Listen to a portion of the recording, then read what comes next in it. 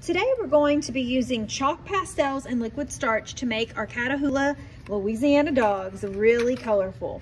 You're going to be getting 2 trays to share with your table today. Going to get 1 tray with the warm colors. These are reds, oranges, yellows, and pinks.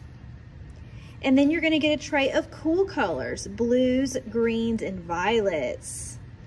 You're also going to get a cup of liquid starch to do something magical with this chalk to make it turn into a paint. Let's get started. We're going to be using a color wheel to help us out so that we can use these chalk pastels to make some really beautiful blended or mixed colors. First, you're going to start by choosing one of the trays, warm or cool. And if you see on the color wheel, warm and cool colors can be separated on the wheel in 2 groups. So the cool colors are greens, blues, and violets from this tray, and the warm colors are reds, oranges, and yellows from this tray. I want you to choose one to start with, and you're going to use them in their warm or cool colored groups. First thing you're going to do is find a spot on your dog to create, and we're going to stay away from the spots or the black lines. So we're just going to add chalk in the white space or empty space, we call it negative space too, of our dog. So what we're going to do is we're just going to use the chalk like a crayon, and we're going to color a little area. It's really dusty.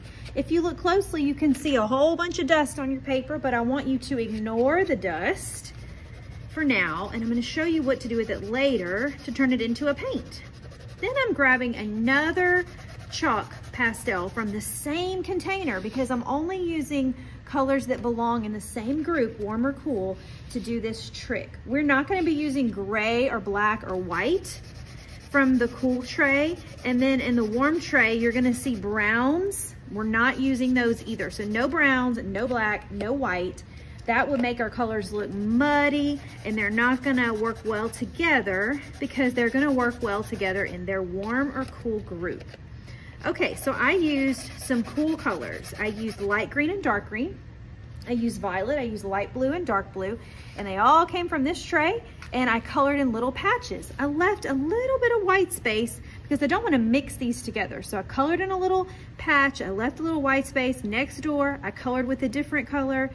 Next door, I colored with a different color, and I used about 4 colors just now. Now I'm ready to use the liquid starch. Since these are the cool colors, I want to use the liquid starch that has a cool on the top of the cup.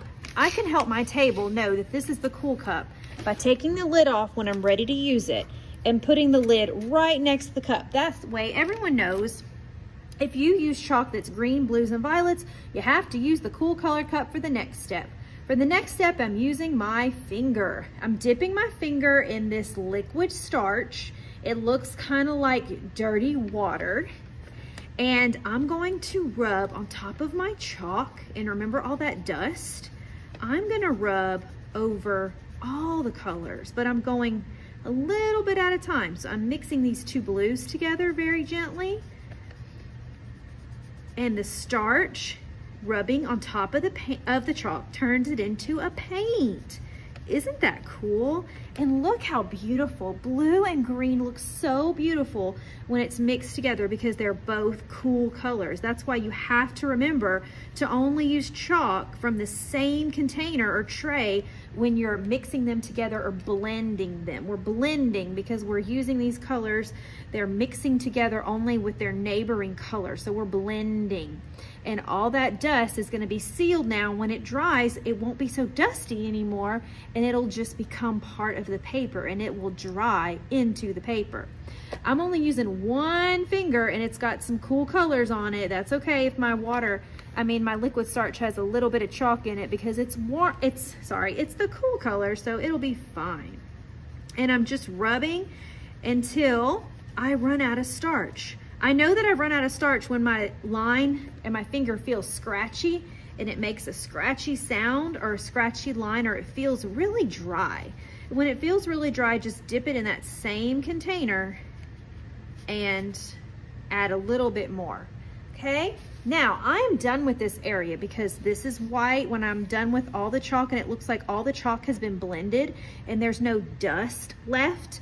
I need to clean my finger with a baby wipe as best as I can in the rest of my hand, and I can keep going. Now I can keep going with the cool colors, or I can switch to the warm colors. So I'm gonna switch to the warm colors now. And I got a new cup to use, it says warm.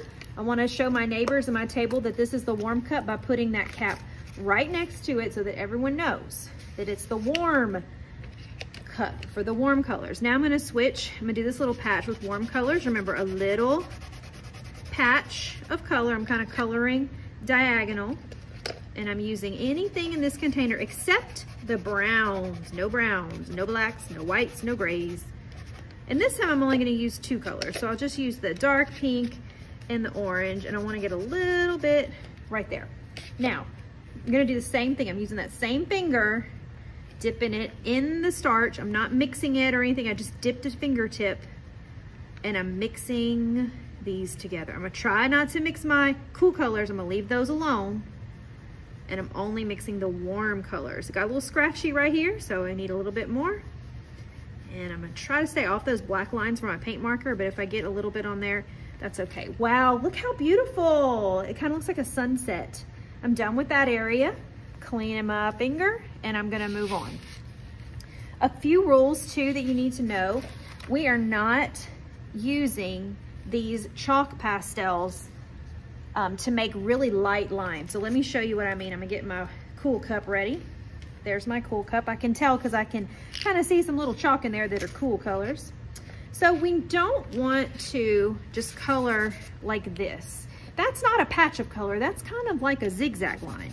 So when you make your color, make sure it's a patch, because that way your paint will be really bright and colorful. This time I'm gonna use a blue that I didn't use last time, I don't think. And you can even color your eye. And I'm gonna use this, it's almost like navy blue. I think I used it already, but I'm gonna use it again. Patches of color. Remember, that's not good enough.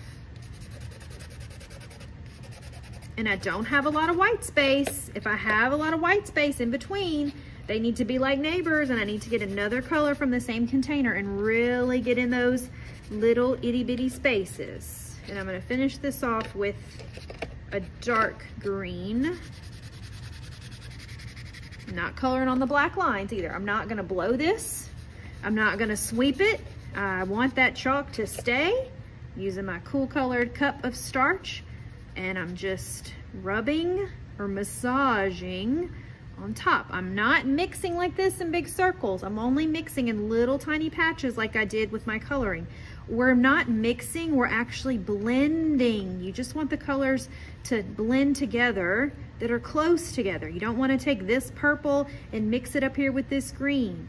This violet or purple only needs to mix with the neighbors. It's blending. And when my finger gets a little scratchy, I'm switching. I dip it again and get a little bit more. It's a little dry and scratchy, so I'm gonna get a little bit more. And I kind of went in a circle here, and I like the way that looks on my eye. Very good. Now, if it's wet with starch, it does not have to, you cannot get chalk on top of it. The chalk cannot get wet. Okay, I'm gonna keep working. I'm gonna speed this up a little bit, and I'm also gonna show you another example. I want you to watch just a little bit, and then I'm gonna let you get started because I know you can't wait. And I'm not gonna go slow and take my time because I'm gonna be speeding up the video. So make sure that when it's your turn, you go nice and slow, nice and neat, not as fast as I'm going in my video. Have fun.